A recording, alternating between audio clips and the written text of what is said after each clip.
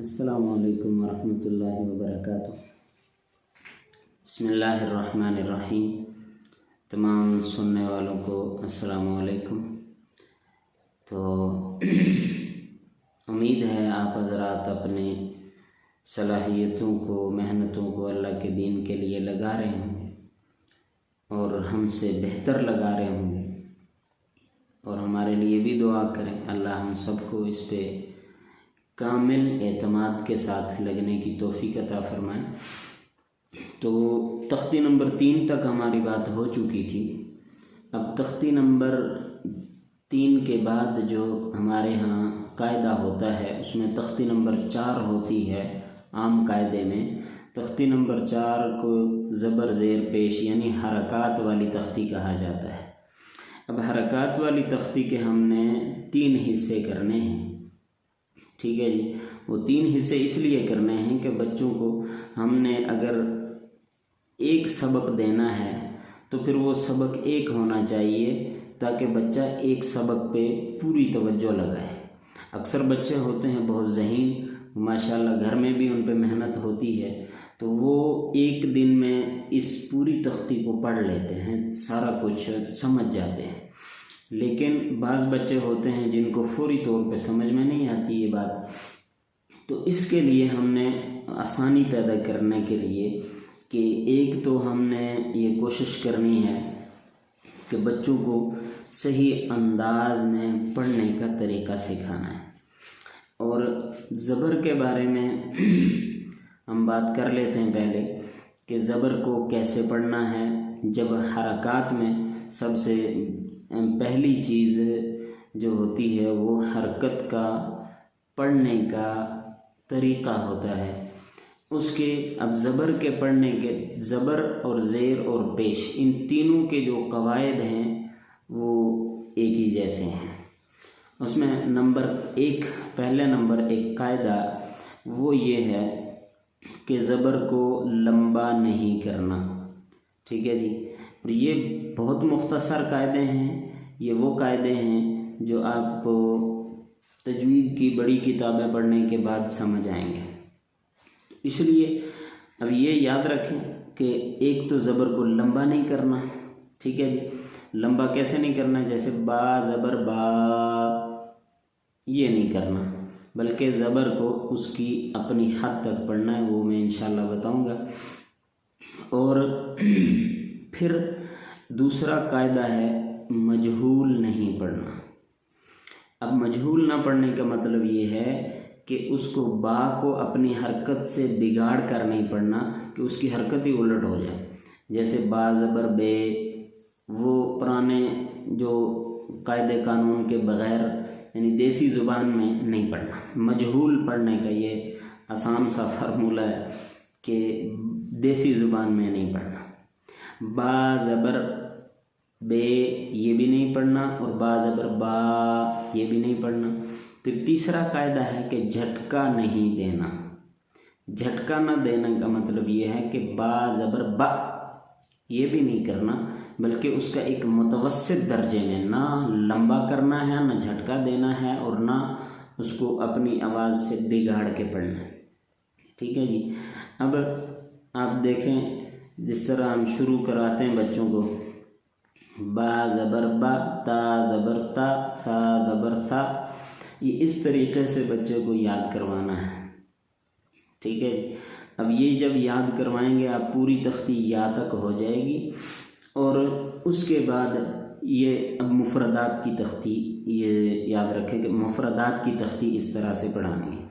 अब चूँकि इसी तख्ती के अंदर हरकत के यानी हरकत लगाने के बाद पहले हमने जो तख्ती पढ़ी थी मुफरदात और मुरक्कबात की, वो बग़ैर हरकत के थी।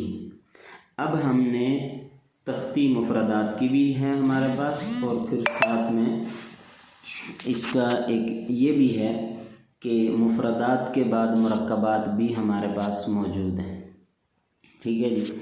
अब मुरक्कबात का तरीक़ा भी हमने आज ही वो इंशाल्लाह सीखना है, और इंशाल्लाह उस एतबार से हमें फ़ायदा हो जाएगा। अल्लाह हम सबको फ़ायदा लेने और हासिल करने और देने की तौफीक अता फरमाए। तो मुफरदात की तख्ती हमने इस तरह से पढ़ानी है, बा ज़बर बा, ता ज़बर ता, सा ज़बर सा, जीम ज़बर जा, हा ज़बर हा, दाल ज़बर दा। इस तरीके से बग़ैर झटका दिए और बग़ैर लंबा किए। ये जब हमने ये तीन तख्तियाँ जो पीछे पड़ी हैं, अब उनसे हट के एक नई चीज़ हमारे पास शुरू होने वाली है। लिहाजा पहले बच्चों को कायदा पढ़ाना है, उसके बाद उनको ये चीज़ याद करवानी है जो हरकत की एक हद है। अब जब यहाँ तक हो गई, बच्चों को मुफरदात आपने अच्छी तरह से समझा लिए। अब जब मुरक्कबात उनको पढ़ाने हैं तो बोर्ड पे लिख दिया बा ज़बर बा, ठीक है जी, बा ज़बर बा लिख दिया। अब बच्चों को अगला हर्फ आपने मिसाल के तौर पे लिख देना है साद ज़बर सा, ठीक है जी। अब बच्चों को ये बताना है कि बेटा ये एक हर्फ पहले लिखा है, एक बाद में लिखा है। अब इसके साथ हम इन दोनों को मिलाएंगे। अब मिलाना है बसा, ठीक है जी, इतनी बात होगी। अब तीसरा हर्फ उसके साथ मिलाना है रा, ठीक है जी, रा ज़बर रा, बसा रा। अब बच्चों को ये पूरा याद करवाना है और जोड़ करने का तरीका बच्चों को ये समझाना है कि एक हर्फ अलग पहले, दूसरा फिर तीसरा, इस तरीके से मुरक्कबात बनाने हैं। और मुरक्कबात बनाने का जो तरीका बच्चों को आपने समझाना है वो वाइट बोर्ड पे सबसे ज़्यादा आसान और बेहतरीन तरीके से बच्चा समझ जाएगा और इसमें आपका ज़्यादा वक्त भी नहीं खर्च होगा। अच्छा, आपका सवाल ये जो बच्चों का सवाल या कोई भी कर सकता है कि 3 हिस्से के, तो ज़बर ज़ेर तक और पेश की, इन तीनों की हमने यानी अलग-अलग इंशाल्लाह किस्त रखनी है।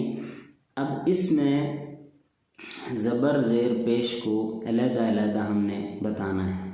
तो ज़बर का जब आपने देखा कि पहले दिन सबक हुआ हरकत का ज़बर का, अब ज़बर के पूरे सबक को सारे बच्चों ने जहन नशीन कर लिया। अब आपके पास अब अगली जगह है कि आप बच्चों को ज़बर के बाद फिर ज़ेर की तख्ती पढ़ाएंगे। अब ज़ेर की तख्ती के बाद इंशाल्लाह वो कल हम इंशाल्लाह अपने सबक में बताएंगे। ये 3 चीज़ें बस, जो 3 कायदे बताए हैं वो जहन में रखने की चीज़ है। और इसके अलावा जो हरकत के जो है ना एक हद, ये बच्चों को समझा देनी है। और मुफरदात को मुरक्कबात में तब्दील करने का जो तरीका है ये बच्चे को समझ आना ज़रूरी है। अगर आप समझते हैं एक बच्चा मुस्तकिल यानी उसकी एक ज़हनी हालत ठीक है, तलफ़ुज़ उसका ठीक है, हरकत को वो समझता है, तो उसको आपने उसी सबक में रखना है। यानी बाकी क्लास को अगर एक सबक दिया है तो जो ज़हीन बच्चा है, ज़हीन बच्चे पे आपने ज़्यादा मेहनत आपको करनी ही नहीं पड़ेगी। असल मेहनत आपकी होगी जो कमज़ोर बच्चे हैं। यानी बच्चों के 2 लेवल हैं, अब उन दोनों को हमने चलाना है। जो ज़हीन बच्चा है उसके साथ एक कमज़ोर बच्चे को लगा देना है कि आप दोनों ने बैठकर सबक याद करना है। और कैसे याद करना है? 1 दफ़ा, 2 दफ़ा, 100, 50 दफ़ा, 20 दफ़ा, 40 दफ़ा उसको बताएं कि भाई आप पहले पढ़ो, साथ ये पढ़े। और इस तरीके से उसको कमज़ोर बच्चे पे मेहनत जो है ये उस्ताद अपनी निगरानी में करवाए। हमारे यहाँ अक्सर ये होता है, जो बच्चा कमज़ोर होता है तो उसके बारे में कह देते हैं कि जी ये नहीं पढ़ सकता, इसको छोड़ दें। तो ये बड़ी ज़्यादती है, बहुत ही ये जुल्म की इंतहा है उस बच्चे के साथ कि एक तो उसको आपने लावारिस कर दिया है।